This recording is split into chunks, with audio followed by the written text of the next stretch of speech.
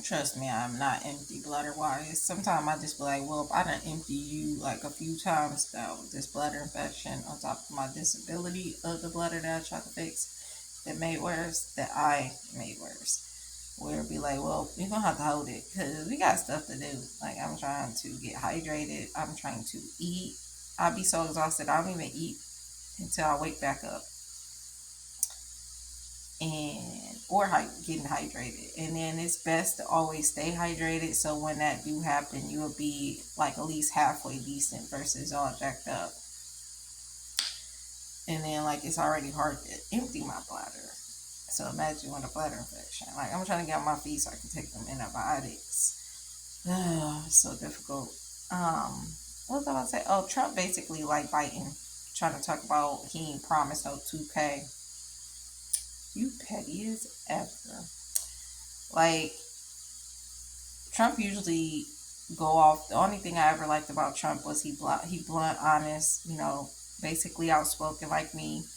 Um, and he usually like say what he gonna do, but this time he up here acting like Biden now. But we all don't like Trump anyway, so and you can't depend on help from the government or like pretty much companies. Like through my job, like they had helping hands with funds to help people bury people, funds for your car, funds for pretty much any crisis, but you got to work there for like a year. And like even as a rehire, shoot, add those two up, that's a year, boo boo. They're like, nah, we can't help you. Like I feel like the only people that literally help out here is Catholic churches. Not even like it was like one religious Christian church that gave me a gift card. That's about it.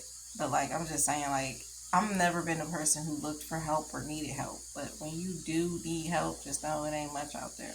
And especially with people, like you can't even get a blanket from somebody. Like I said, I appreciate all the people I've come across that have helped me and the good people. Like they didn't help me, they were just good people versus bad people. Because I ran into numerous people that are just like evil, terrible, whether immediate family, strangers.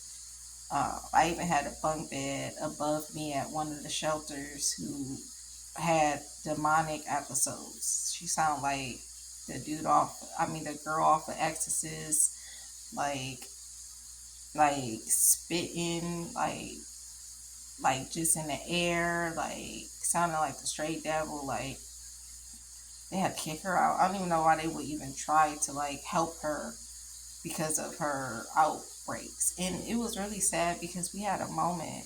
We had lots of moments because like I would leave the door cracked until like I started just being able to like deal with her episodes. Like, you okay? Like, she was, I'm scared of the dark. I was like, it's okay. Like, I'm in here. Or she would be afraid to be alone sometimes. She had numerous like outbreaks. Like, and her voice sounded like the devil. Like, if I recorded that like every time frame, I'm pretty sure that will go viral because like, and like I'm not the type of person who ever do that. Like, I feel like people always gotta record stuff. Like whether they helping people or something like crazy happen, like a plane can crash and people will be recording instead of helping. Make that make sense? Like, some people making me want to cry. Like, I'm homeless, and like I haven't watched cable since homeless, even before, because I don't play with cable and the bills, and they play the same stuff. I always had my laptop. Now I don't even play with internet no more because stuff is too expensive. I was paying almost $1,000 just for rent plus electricity, which I could keep my electricity down to like $30, $31 with just me. Period. But anyways, it got to the point where I just had my DVD collection. Collections of DVDs. I was working on getting more with just one, but tons of DVDs. Which, mind you, I left tons of good stuff behind. So people got nice stuff. All the heavy stuff or movies, I just was like, I don't even care. I was really mad. Almost didn't even take my, because I went through all my paperwork, of course, to take the important ones, and of course rip everything up because I ain't got no shredder, so people don't get none of my information. But anyways, I almost left my W-2, and luckily I took it, but it was kind of pointless because they took like $600. gonna have to go in detail. I didn't even mean to do so on Facebook. It was supposed to be edited what I sent my grandmother without the amounts and stuff. And then I found out it was posted. I was like, oops. But anyways,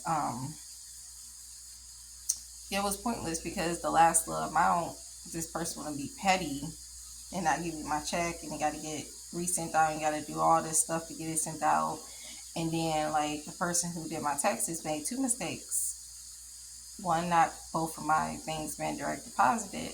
And then, second, I'm not even going to her no more after 8 and 9 years of her doing an awesome job. But and then how to send it, get it sent back, she did incorrectly. They was like, we don't know what you're talking about, all this notary you need to get done. And I did all this, and it was a fail because, like, you got to get it done at certain places if your bank account closed. And I had one until being homeless. But anyways, Trump is literally biting out here. But, like, anyways, I don't know, I just be crying, like, when anything, like, I used to always, like, tear up on shows, but now I literally cry because, like, it's just life, man. Like, I've been through everything and above. Like, I've witnessed so much stuff. I've done so much stuff. I feel like through the homeless experience, you'll witness and see the most speechless thing ever. Like, you won't even have words, from shelters to living in your car to everything. Um, People selling their bodies, and you just about need to, don't want to, but, like, how hard it gets. And getting out of homelessness is about the hardest thing ever. You hear that from them, and when you experience it and not just see it on the TV, like, all we had in pursuit of happiness and blah blah.